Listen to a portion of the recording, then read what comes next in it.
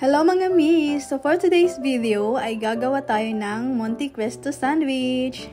Super easy lang to gawin mga mi. Prepare nyo lang ang 3 slices of bread.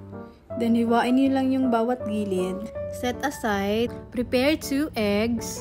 And then lagyan nyo lang ng kunting salt para medyo may lasa siya mga mi. Naglagay na din ako ng 5 tablespoon ng milk. Bali, powdered milk ang gamit ko dito mga sis since wala kaming available dito na fresh milk. Mixed well and set aside. Next is the mayonnaise. Chicken spread nga pala ang gamit ko dito mga miss since wala kaming available na real mayonnaise. Then, lagyan nyo lang ng ham, cheese, mozzarella cheese, and the Eden cheese. Ayan, combine nyo lang mga mi. Then, i-press nyo lang ng maigi para once na na-fry na natin yan mga mi, hindi siya ma-deform. Deform? Then ilunod nyo lang dun sa na-mix natin kanina na egg. Ayan, ready to fry. Then naglagay nga pala ako ng 1 tablespoon ng butter. Tapos ayan, fry nyo na.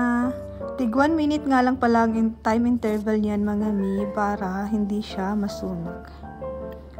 Ayan. Looks so yummy!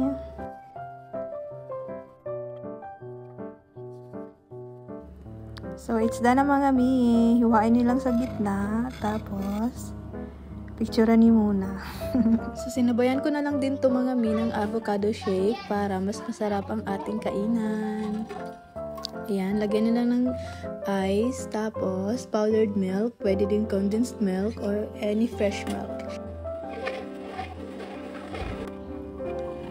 So, ayan, ready to eat.